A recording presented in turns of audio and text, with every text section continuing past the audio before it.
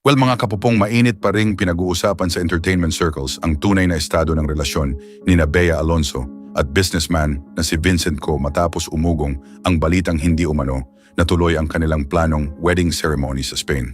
Sa mga oras na inaabangan ng publiko ang kumpirmasyon mula sa dalawa, nananatiling tikom ang kanilang kampo tungkol sa mga usaping mabilis na kumalat online nitong mga nakaraang araw. Mas lalo pang naging usap-usapan ang celebrity couple nang may lumabas na impormasyon na nakatakda na sana ang isang pribadong seremonya sa Europe nitong buwan ng Mayo. May ilang source na nagsabing nakapagplano na umano noon ang ilang kaibigan at kalapit na personalidad para sa naturang biyahe. Ngunit matapos walang opisyal na pahayag na inilabas, nagsimula nang magtanong ang publiko kung may pagbabago bang nangyari sa relasyon ng dalawa. Ayon sa ilang insider mga kapupong, hindi naman umano tuluyang nahinto ang komunikasyon ni Bea at Vincent. Sinabi ng ilang taong close sa couple na patuloy pa rin silang magkarelasyon sa kabila ng matinding pressure mula sa publiko at social media. Kasabay nito, mabilis ding lumutang online ang mga espekulasyon kaugnay ng umano'y legal preparations bago sana ang kasal. Isa sa mga pinakamainit na naging paksa ang sinasabing prenup agreement ng dalawa. Maraming netizens ang nagbigay ng sari-sariling opinyon kahit wala namang malinaw na kumpirmasyon mula sa magkabilang panig. May mga ulat din mga kapupong nagsabing pinaplano umano noon ni Bea at Vincent ang kanilang magiging tahanan matapos ang kasal. Lumabas pa online ang ilang larawan ng condominium unit na iniuugnay sa dalawa. Ayon sa mga source, personal umanong tumulong si Bea sa pagpili ng furniture at interior details para sa naturang property. Dahil dito, maraming fans ang naniwalang seryoso talaga ang plano ng celebrity couple para sa kanilang future together. Ngunit kasabay rin ng mga ulat na ito ang pagdami ng iba't ibang haka-haka online, kabilang na ang issue tungkol sa umano'y pagtutol ng ilang kalapit na tao sa relasyon ng dalawa. Agad naman itong pinabulaanan ng ilang insider. Sinabi nila na hindi raw aabot sa engagement stage ang relasyon ni Bea at Vincent kung may matinding hindi pagkakaunawaan mula sa kanilang pamilya. Mga kapupong, sa mga oras na patuloy ang usapan online, marami ring netizens ang nagsimulang suriin ang bawat galaw ng aktres. May ilang observers pa ang nagsabing posibleng nakaapekto rin ang pressure ng showbiz industry sa sitwasyon ng celebrity couple. Gayunman, walang konkretong ebidensya ang inilabas upang patunayan ang naturang mga aligasyon. Mas tumindi pa ang wedding rumors nang lumabas noon sa isang church livestream sa Maynila ang marriage banns na may pangalan ni Bea at Vincent. Dahil dito marami ang naniwalang malapit nang maganap ang kanilang kasal. Ngunit makalipas lamang ang ilang linggo, mabilis ding kumalat ang mga balitang may umano'y pagbabago sa naturang plano. Sa isang media interview mga kapupong, pinili ni Bea na huwag direktang sagutin ang mga tanong kaugnay ng wedding issue. Sa halip, mas nakatuon umano ang actress sa kanyang trabaho at mga paparating na proyekto. Sinabi rin niya noon na nais niyang magkaroon ng oras para makapagpahinga mula sa kanyang busy schedule.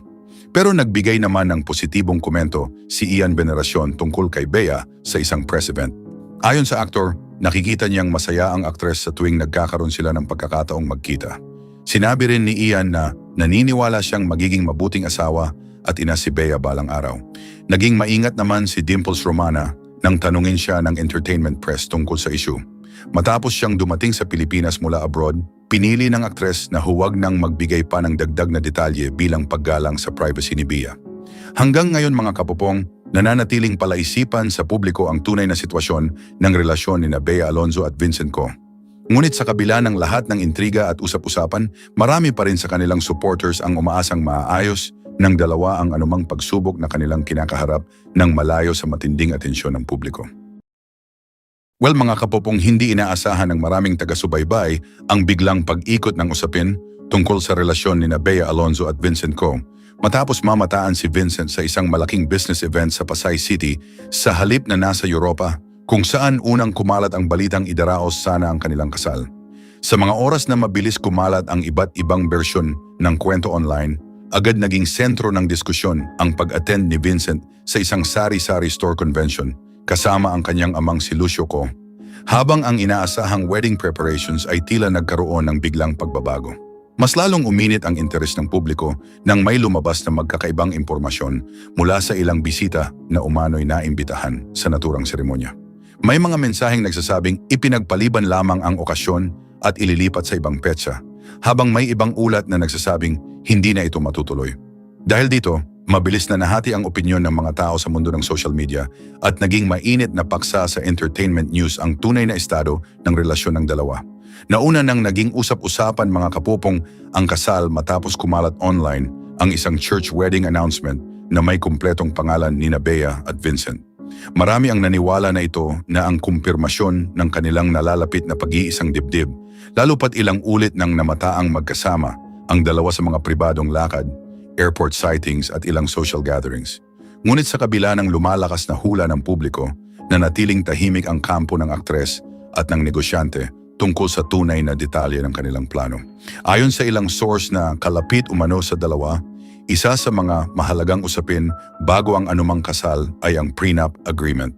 Sinabi ng ilang insiders na pinag-usapan ang pinanggalingan ng mga ari-arian at ang financial arrangements na kailangang malinaw bago ang anumang formal na hakbang. Dahil parehong may matatag na karera sina Bea sa entertainment industry at Vincent sa negosyo, naging masusi umano ang pagtalakay sa mga aspeto ng investments at long-term responsibilities. May ilang eksperto mga kapopong sa industriya ang nagsabi na hindi maiiwasan ang pressure kapag parehong public figure ang sangkot sa isang relasyon. Sa kaso ni Bea at Vincent, parehong malawak ang impluensya at responsibilidad na kanilang hinahawakan sa kanilang larangan. Si Bea ay patuloy na kinikilala bilang isa sa pinakarespetadong aktres sa bansa, habang si Vincent ay aktibong leader sa kanilang malaking retail business group na may malawak na operasyon.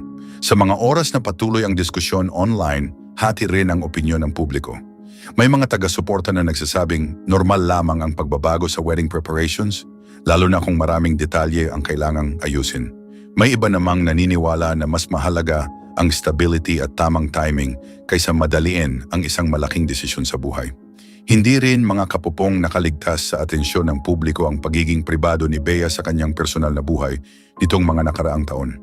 Matapos ang ilang naunang relasyon na naging laman ng balita, mas naging maingat ang aktres sa pagbabahagi ng detalye tungkol sa kanyang pag-ibig.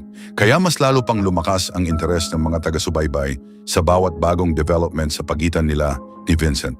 Anyway, nananatiling abala si Vincent sa kanyang mga business commitments at regular na pag-attend sa mga corporate activities. Ang kanyang presensya sa Sari-Sari Store Convention sa Pasay ay nagpakita ng patuloy niyang focus sa kanilang negosyo sa kabila ng lumalakas na usapin tungkol sa kanyang personal na buhay. Sa kabilang banda, si Bea ay patuloy rin sa kanyang showbiz engagements at iba pang proyekto. Sa ngayon, mga kapupong, wala pa ring malinaw na pahayag mula sa magkabilang panig tungkol sa tunay na kalagayan ng kanilang wedding plans. Sa mga oras na patuloy ang espekulasyon, nananatiling bukas ang maraming tanong ng publiko at patuloy nilang sinusubaybayan ang bawat galaw ng dalawa. Marami pa rin ang umaasa na sa tamang panahon, magkakaroon ng linaw ang lahat ng usapin at may papaliwanag ang totoong nangyari sa likod ng mga balitang matagal nang pinag-uusapan sa industriya.